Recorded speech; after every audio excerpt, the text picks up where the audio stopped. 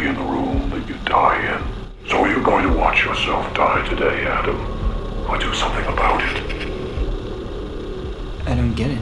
Throw it to me. I'm not gonna risk breaking it. You throw me your tape. Dr. Gordon, this is your wake-up call. Your aim in this game is to kill Adam. You have until 6 on the clock to do it. If you do not kill Adam by 6, then Allison and Diana will die. Let the game begin.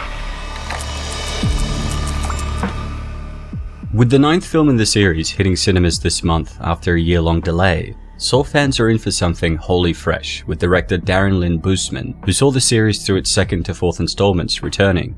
But with this iconic franchise potentially turning a new leaf, it's the perfect time to look back at the 2004 film that started everything. I say the 2004 film, but of course the real catalyst was a 2003 short film of the same name, but more commonly referred to as Saw 0.5. But as these two films share the exact same DNA, even using the same reverse bear trap game, we can safely say that Saw 0.5 was simply a proof of concept. The key introduction of the film was that of Jigsaw's twisted morality, which still sends shockwaves through viewers today, given that his reasoning behind his deplorable acts doesn't feel too misaligned from some truth. That said, Jigsaw most certainly stretches his moral code well beyond breaking point, but we'll get into that in a minute.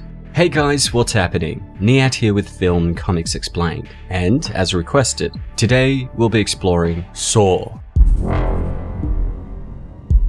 Dr. Gordon, this is your wake-up call.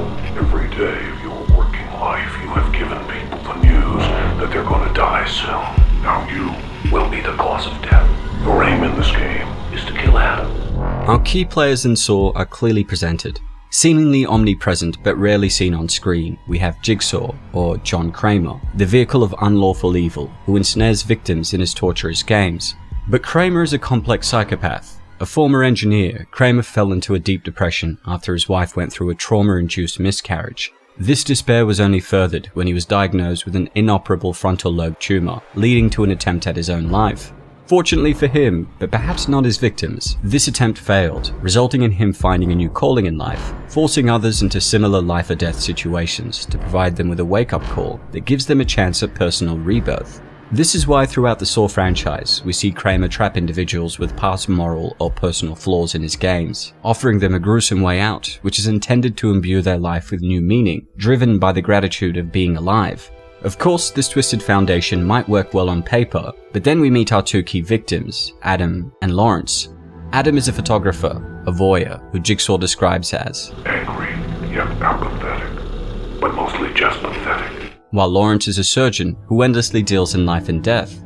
We also have a few other key players such as Zepp and Detective Tapp, but we'll get onto them in a moment. Saw's narrative is split into 3 intercut stages occurring at different times. A. The past, where detectives investigate Jigsaw's previous murders. B. The backstory of Lawrence and Adam. And C. The current events which find the men locked in the room. Let's work linearly.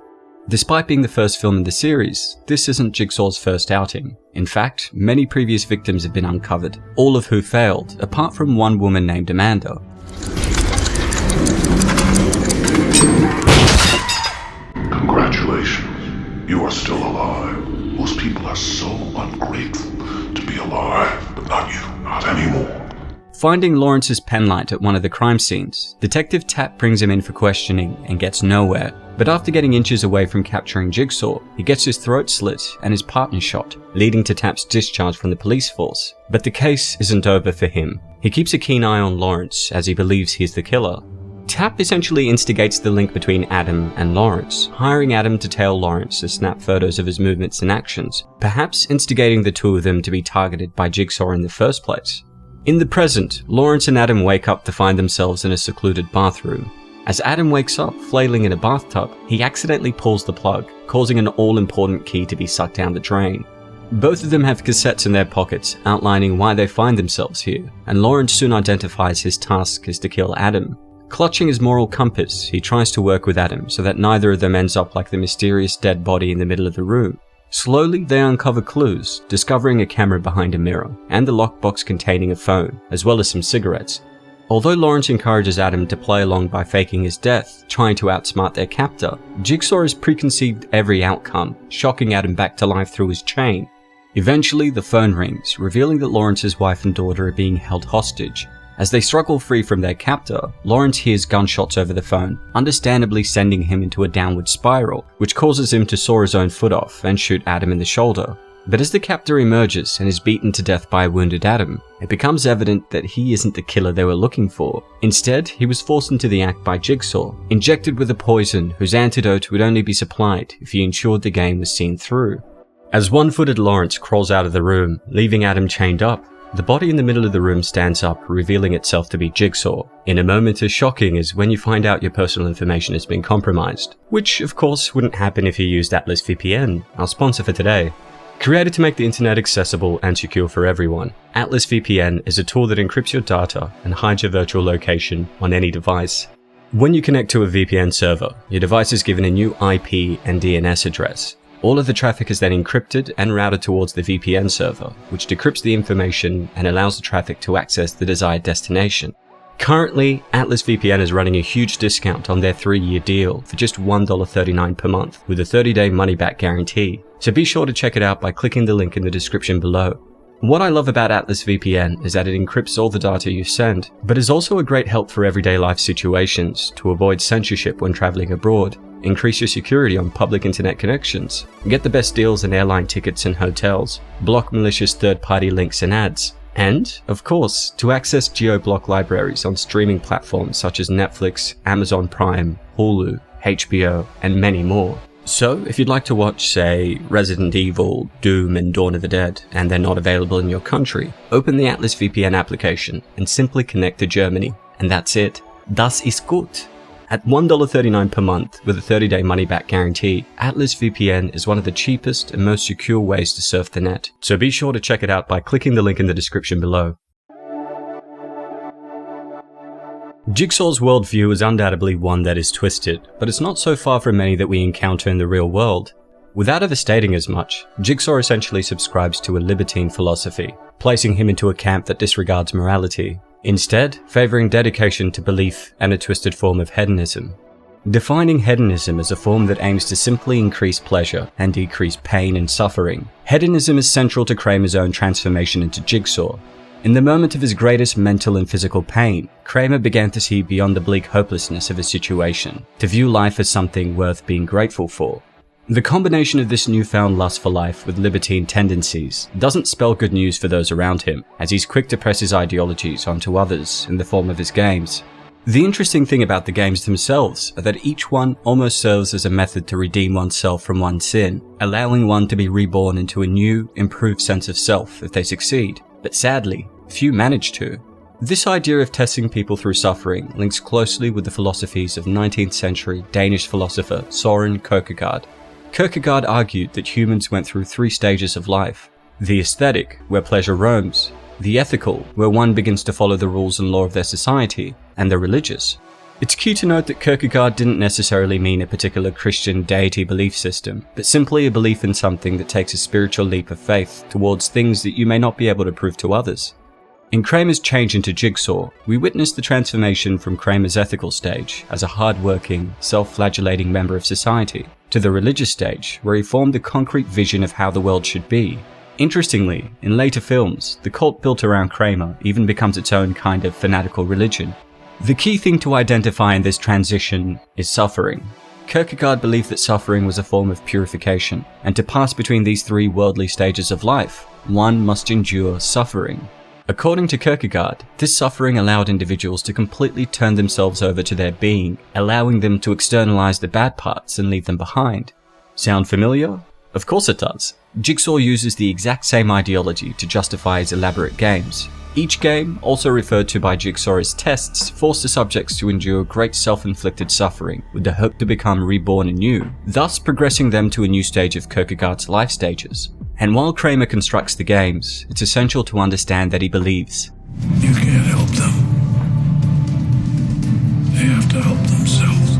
as explicated in a later film. This lends itself to the idea that the suffering required for Kierkegaard's steps is not simply any suffering, but existential, internalized suffering. But being a psychopath, Kramer supplements that with a nice amount of gore. What are you doing? If Kramer's ideology holds true, the surgeon Lawrence is the ideal candidate for this type of suffering. At one point, Lawrence collapses to the ground, exclaiming, "How did I get here? My whole life was in perfect order." But this is a complete fallacy. Lawrence's marriage was in shambles, he was abusing his position above trainee surgeons, and was clearly only making do within the constraints society gave him. In other words, he was stuck in the ethical stage without any awareness of there being more to life. Thus, Jigsaw's game gave Lawrence the opportunity to take off the societal blindfold, and, in the end, he played along. While this all lines up well within Kierkegaard's theory, on the surface, Kramer's interpretation of the ideology is obviously not quite so sound. Even though before many of the games begin, Kramer exclaims, Make your choice. we have to realize that Kramer really isn't giving anyone a choice here. He's giving them an ultimatum: follow my worldview or die suffering. Thus, while Kramer's base ideologies may be well-intentioned, at least to the extent that he's trying to make people grateful for the lives they've been given, they prescribe to the deeply disturbing assumption that Kramer's ideology is worth dying for. This is one of the terrifying aspects of Kramer as a villain. He believes he's truly doing the right thing and is attempting to be a vigilante, fighting the scourge of the world while unknowingly being worse than the problem itself.